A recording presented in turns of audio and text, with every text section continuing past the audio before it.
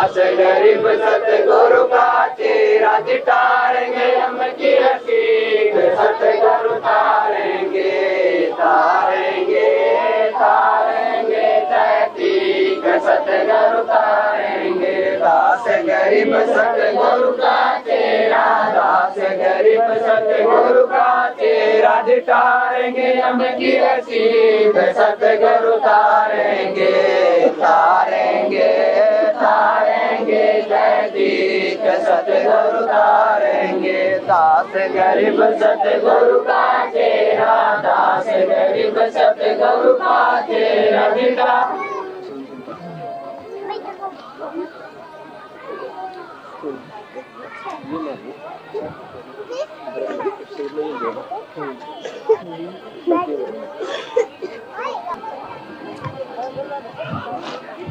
बोलो सतगुरुदेव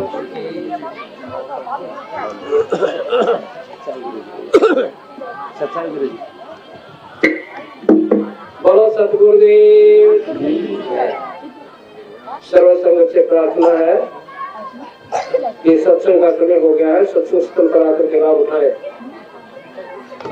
सत्संग का समय हो गया है, सत्संग स्थल पर आकर के लाभ उठाए। सत साहिब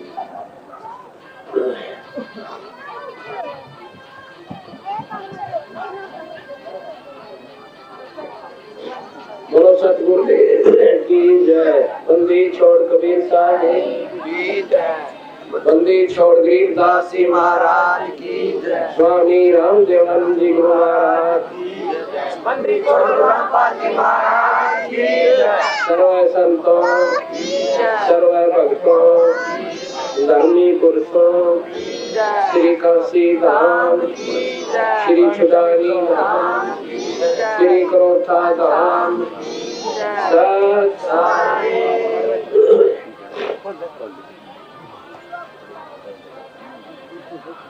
नमो नमो सतपुर सको नमस्कार गुरु के नहीं संतोष। जैसा कि आप सुबह के सत्संग में सुन रहे थे,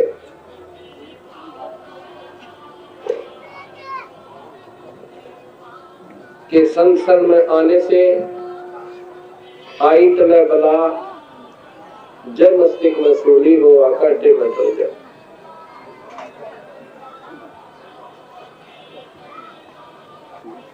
अब जिस प्रकार बहन रामों ने अपनी तनमन धन तक अपने इष्ट और गुरु के ऊपर श्रद्धा लगा दी, परमात्मा ने उसके लड़के की वो सूर्य की सजा को काटे में बदल दिया। गरीबदास जी महाराज कहते हैं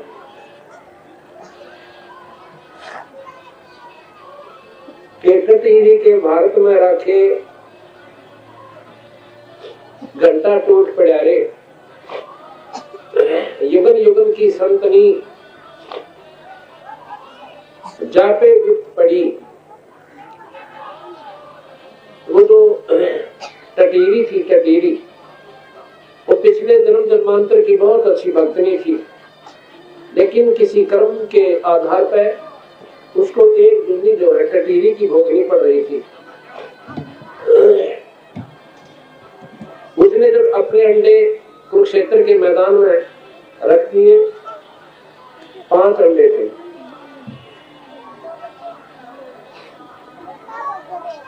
तो जब उसके बाद वहां पर महाभारत होना निश्चित हो गया, सेना इकट्ठी हो गई। उसने उस टटीरी ने प्रार्थना की थी, परमात्मा इस दासी के बच्चों की रक्षा करना। परमात्मा ने ऐसी कृपा बख्शी कि इंद्र के हाथी का घंटाला टूट गया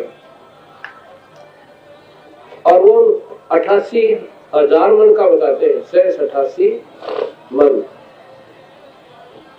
88,000 मन का वो घंटा आके कहते वहां पर गिर गया।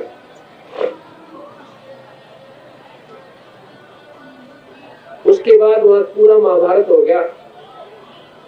ऐसे धुंध की नाद बाजे, अग्नि बाण छूटे, लेकिन प्रज्ञा का कुछ नहीं बिगड़ दिया परमात्मा ने। कि उसकी माँ परमात्मा पर आस्था रखती थी उनकी। इसी प्रकार उस रामो ने परमात्मा पर आस्था की, संसर्ग में आई तो उसके बच्चे को प्राणी वाली विपदा टल गई। अब इसी प्रकार एक भी सदस्य यदि घर में सदगुरु की तरह आता है तो उस एक के कारण मतलब सारे परिवार की रक्षा माने कर दे, अगर वो सच्ची नींद तो लाग जाए।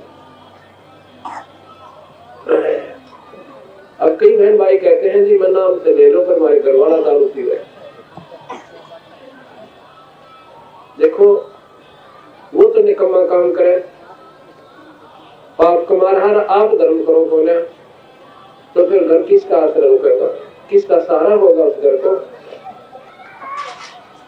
गरीबदास जी कहते हैं धर्म तो दसके नहीं, दसके तीनों नौक, और खैरा है तुम्हें खैर है भाई कीजिए तुमको। धर्म नहीं दसके, धर्म आपकी आड़ बना देगा।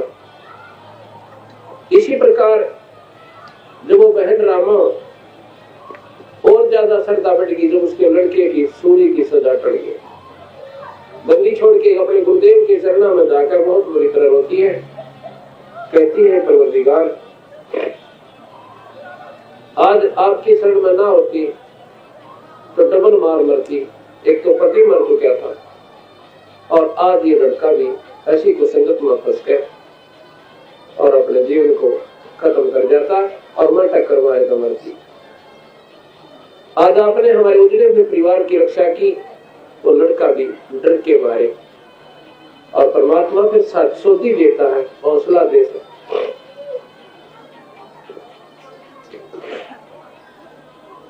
वो लड़का भी फिर जाके नाम ले लेता।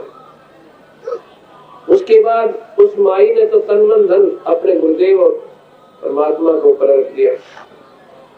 सत्संग में जब जाती थी तन मन धन से सेवा करती थी। कोई बुरा कहो चाहे उसने भला कहो, सत्संगी क्यों कई डाल के होते हैं सत्संग में आने वाले प्राणी। कई तो ऐसे बेचारे पहली बार आते उन्हें बोलने का बिना मेरा, पर धीरे धीरे सत्संग में आना शुरू करेंगे तो उनका व्यवहार भी बदलेगा, उनके विचार भी बदलेंगे, उनमें श्रद्धा भी उत्पन्न होगी, क्योंकि देखा देखी चीज का घना असर होता है।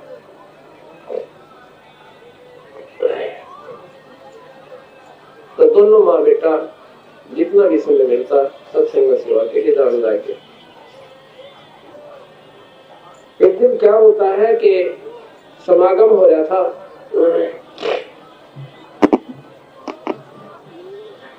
और सत्संग का समय था शाम के 2 बजे से 4 बजे तक।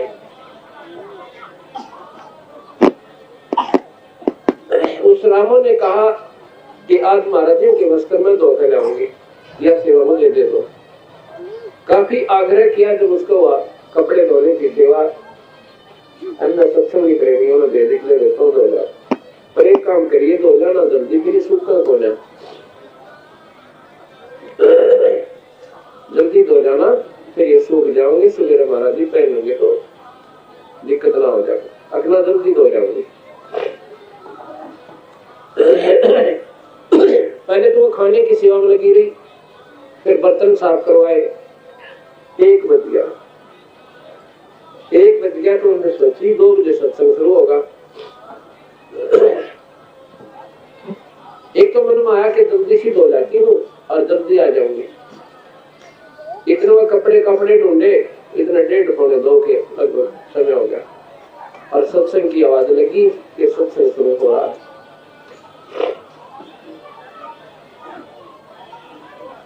उस माई ने सोचा, रामो ने, यदि मैं कपड़े नहीं धो के लाऊंगी ताकि मैंने ये सेवा दे को जो कहेंगे बता कपड़े नहीं धो के लाई, क्यों कर बात बने महाराज जी कपड़े मांगने लाए थे, कहां से देंगे।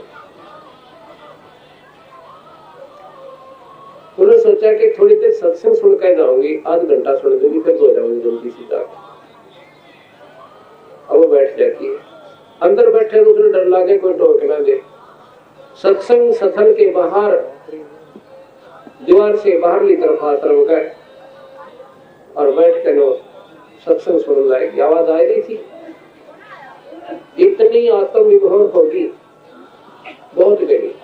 फिर उसने सोचा कि एक बार कपड़े धो जाऊं, अब जाकर के वहां कपड़े की दरके गठड़ी जितनी भी 2-4 सूट थे कपड़े थे घाट का ऊपर। उसके फिर मन में आया कि एक बार फिर सत्संग सुन लेती हो, कपड़े तो मैं जल्दी धो जाऊंगी। अब वहां गठड़ी करके वहां फिर बार लगाना आकर बैठती, अगर आधे के बीच में चार पियोगे ना उस समय आ जाऊंगी। अब वह इतनी मगन होगी सत्संग के अंदर, आंखों में से पानी पड़े और बेचारी मुर्गी केवल कपड़े धो कर जाने से सत्संग समापन हो गया। और जब उसकी वाचा क्योंकि ना एकदम समाधि सी यानी वह औसमाई मतलब कपड़े धो रहे थे, बागी गई बेचारी फटाफट। अब आगे जाके के देखा सवारा में कि सारे कपड़े धोकर झाड़ियां बस खा रखे। अपनी सही दिया बोलिया है मेरे कपड़े किसने धोए। तो एक आदमी वहां पर उसी समय से रह रही थी कपड़े धोने वाली घाट का ऊपर, वो कहने लगी बेटे तू ही बाप से धोकर गई थी, अब मैं तो अभी आई हूँ, क्यों बकावत कर छीटे मार मार मैं भी भेजी थी मोगरे इसी कसुती राड़ दो सीटौली सॉरी बढ़िया मजाक ना करो, किसने धो दिए मेरे कपड़े। तो वो गुस्से से मां के कहने लगी तू बावड़ी तो नहीं होगी, हमने अपने धो दिए परसों को ना तेरे कपड़े धोए, अब तू आप धोए की बुढ़िया क्यों मुकावत। और तो परमात्मा ने बंदी छोड़ने उस लड़की का रूप बनाकर माई का और उसके कपड़े भी धो दिए। कपड़े इकट्ठे कर रही है और रो रही है, आंखों में तो पानी, कपड़ा कमीज भी दिया। आकर किसी ने महाराज जी से कह दिया कि महाराज जी वह ईपता ही डाटा बैठी थी, उठने को सारा कर लाए पाछले का ना तो वह काम करे और ना हम न कर दे। हमने उनसे कहा था वे कपड़े धो जाते हैं जो बढ़िया हाथ जोड़कर सेवा मांगी और समय पकड़ कर नहीं देती, बता क्या करें उसका। और बोलना है तरोड़ लाग जाए उसको करती भी बने। महाराज जी बोले में कोई बात ना, जैसे उसने कर दो उसकी भावना से तब उसमें ठेस ना पहुंचाइए। और जो बोले कावना मेरे पास भेज दिया, अंदर में बोले धोले कपड़े उन्होंने सोचे कि ले रही होगी सारे, और वो कपड़े कभी इसे सूख रहे जेठ में ना सूख उस मान लकी कर पावा दो चावल सो करे वसत आए गठड़ी ले गए बसत संगी अगिया आ गई थी, देखिए पड़ पड़ते सूखेंगे आए रामो गड़ी लाजी के तंत्र वक्त से जाना था वे। जो बोली महाराज जी आप तो हमें तो निमित्त बना रहे थे, सारे काम आप ही कर रहे हैं, के बात होगी। ये महाराज जी मैं सत्संग में मतलब रहना पड़ता, मैं कितनी देर बैठी रही, सोचा नहीं उठा कि थोड़ी देर सत्संग सुन लूंगी फिर धो जाऊंगी कपड़े। और मैं उस समय मेरी आंख एकदम याद आया जो सत्संग समाप्त हुआ, मैं डरती डरती घाट पर गई, महाराज जी अपने सारे कपड़े धोकर सुखा रखे। और वह गठड़ी जब खोली वो बाकी के सत्संगी दो थे, उसके मुंह का ना देखा ये बंदी छोड़। अब ये भाव जो है उस मालिक के चरणों में यो बड़ा काम करे।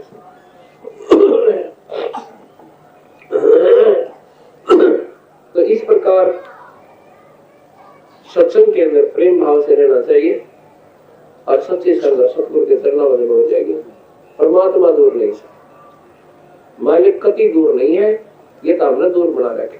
कबीर साहब कहते हैं, गरीबदास जी की बानी है कि जैसे सूरज के आगे बदरा ऐसे कर्म छयारे, जैसे सूरज के आगे बदरा सूर्य के आगे जो बादल हो जाते हैं, ऐसे हमारे कर्मों की छाया हमारे ऊपर छाई हुई है। और प्रेम की पवन करे चित्रमंदन जल के तेज नयारे। यह प्रेम जो है प्रेमा भक्ति। कबीर साहब कहते हैं कि पोथी पढ़ पढ़ जग मर्या और पंडित होया ना एक कोई, और 2.5 अक्षर प्रेम के भाई पढ़े तो पंडित हो।